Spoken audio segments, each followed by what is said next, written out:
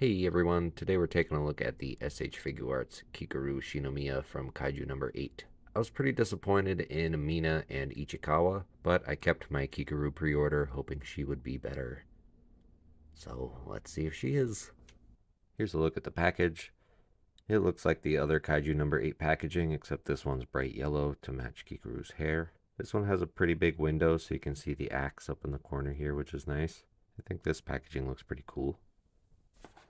Got a picture here, another one on each side, and then some pictures on the back with poses and the accessories. Here she is out of the package. I thought this was going to be the same body as Mina, just with a new head, but she's actually a bit smaller. So it's a new body, pretty much the same sculpt. It might just be scaled down, but hopefully that means they'll have improved the articulation. Otherwise, it looks pretty similar. I do think the hair looks good. They got the squiggles right on the pigtails. She's got the big bows. The face looks nice. The back of the hair is also sculpted nicely. For the body, if you've seen the other reviews, you've kind of seen it before, but if not, there's some nice detailing on the spine, on the back, and the shoulder blades. The text on the shoulders is printed on there well. Some green accents on the chest, and then some sculpted in details on the abdomen there. The gray parts on the wrist could still have used a wash like the others. The straps here are sculpted well. I like that. The pouches are fine. I just wish they didn't fall off as easy, and that the gun came out of the holster. It's still annoying. And then down at the knees, some more green for the boots. Mine's missing a little bit of paint here on the shin. The boots are sculpted relatively well.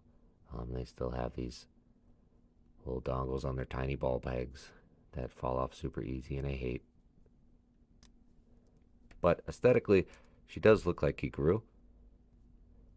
And I think the face is nice, and the hair looks good. So now it's just to see if the articulation is good. So at the head, there's a double ball peg. Kind of small balls on this peg, though.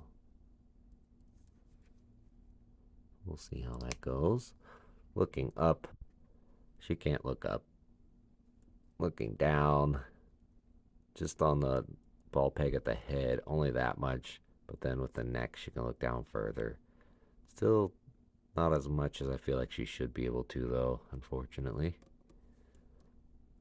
And she does have side-to-side tilt, and can get some nuanced poses, so that's good. The pigtails are on a little ball, so you can rotate those around. And then this is like a little floating piece that's on the peg that can also be rotated. The shoulders are like a soft overlay that's attached to the top here. If you leave them in a pose for too long, they get distorted. There's a butterfly joint that lets the arm go back that much and forward that much, so decent. The shoulders go up better than horizontal, so that's good. There's a bicep swivel, double jointed elbows that have good range because the arms are so thin, and then a ball hinge at the wrist. It will bump into the wristband here a little bit, but doesn't limit it too much. At the torso, this is where the other figures are pretty bad. At the upper diaphragm joint, she'll go back pretty far, actually. There's a little bit of gapping, but that's okay. And then forward, not really any at all. Then at the waist, she can go back quite a bit as well. More gapping, but that's kind of to be expected when you can lean back that far. And going forward at the waist, not really much at all again. Some of this I think might be because there's like a little tab in there. So right here on the peg, there's like this little triangle that's jutting out. And it seems like when you lean the figure forward, it bumps into that. So I might try to shave that off a little bit and see if I can get a little bit more range out of her. It doesn't seem like that would affect the structural integrity. It's just kind of like a little support there for the peg. So I don't know. I'm just disappointed that once again these figures can't lean forward. You can't lean them forward at the hips though, so I guess it's fine. They could just be better. All these little accessories are on little double ball pegs. You can shift those around.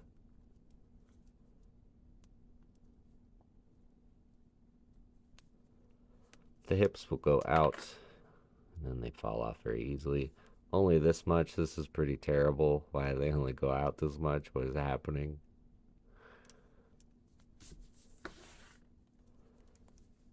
They can kick forward. Not the greatest. Back pretty well. I mean, it's out at an angle, but you can get them going back pretty much all the way. There is a thigh swivel. Double jointed knees that get good range. And then at the ankles, these will go back this much, forward this much. And there's an ankle rocker and a toe hinge that's not the stiffest, it's a little bit loose. It might be useful. And then the little double ball peg for these armor bits at the front. Oh, and she has drop down hips.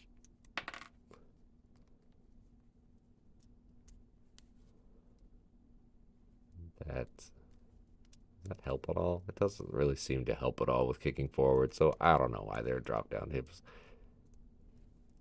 Unless it's just shifting on the peg a little bit.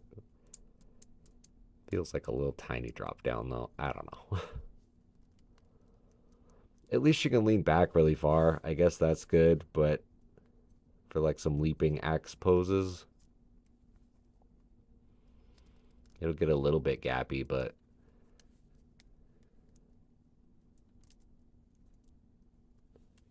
could be cool.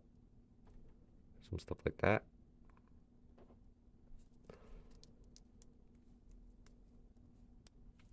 It just feels like, comparing it to other lines, like the Naruto line, there aren't these like weird problems where they can't lean forward and they got little bits that are falling off. It's just, compared to other SH Figuarts lines, they could be so much better, and it's just fine.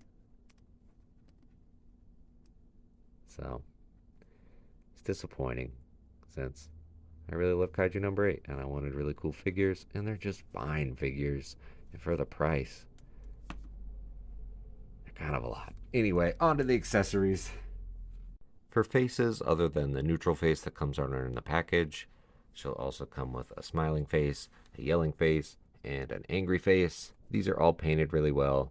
The eyes are really well done. They look pretty expressive. I like the way they put the little white dot in the corner of the eyes and then have some like light gray shading along the top, so it looks like they're shadowed by the eyelid a bit. So these are nice. I like these. She'll also come with an alternate front of hair piece where the bangs are kind of swept to the side, like she's in an action pose or the wind's blowing or whatever. So that's nice. I'm glad they included that. For the hands, first, she has the tiniest wrist pegs. They're so small, and they feel like they're going to break every time. There's already stress marks on it, and all I've done is just pull a hand off. So I don't love that. But she's got the fist hands that come on in the package. Open hands and gripping hands. She'll also come with her giant axe.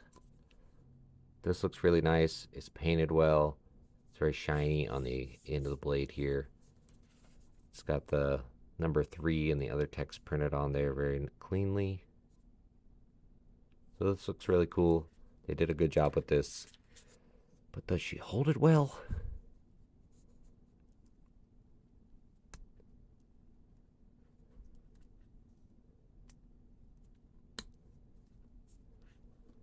Decently well, I would say. It's pretty good. There's kind of like a rectangular slot cut out in the hand there so she can hold it a little bit better.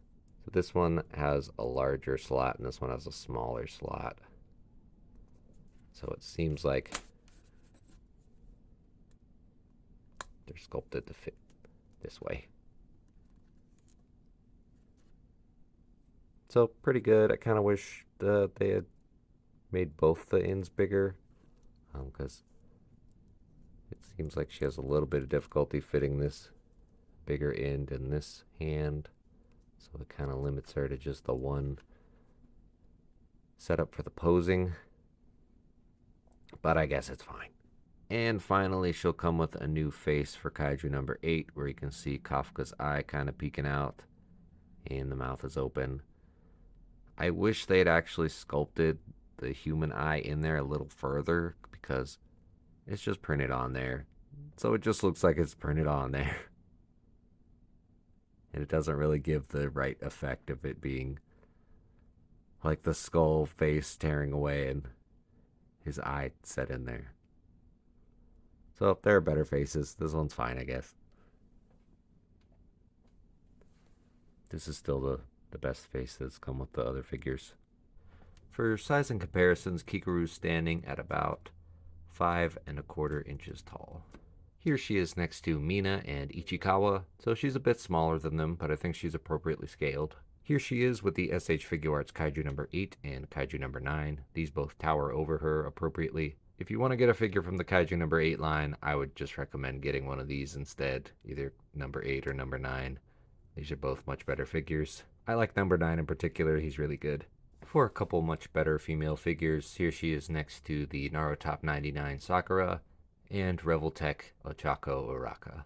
And for a couple domestic figures, here she is with the NECA Last Ronin Leonardo and Marvel Legends X-Men 97 Nightcrawler.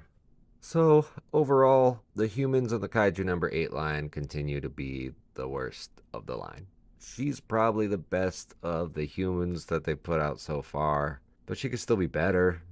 And I think more the disappointment for me is like, we've seen Tamashii Nations can make good figures. They're doing great on other lines. Naruto, they're killing it every time. So I just want that for this line as well, and not limitations and lack of paint overall, like no washes or airbrushing. And I mean, the figures aren't cheap, so I'm not gonna pre-order any more of the Kaiju number 8 human characters. If they do a Kaiju number 10, I would probably pre-order that. Kaiju number 9 is really good, but otherwise, still a bit disappointed.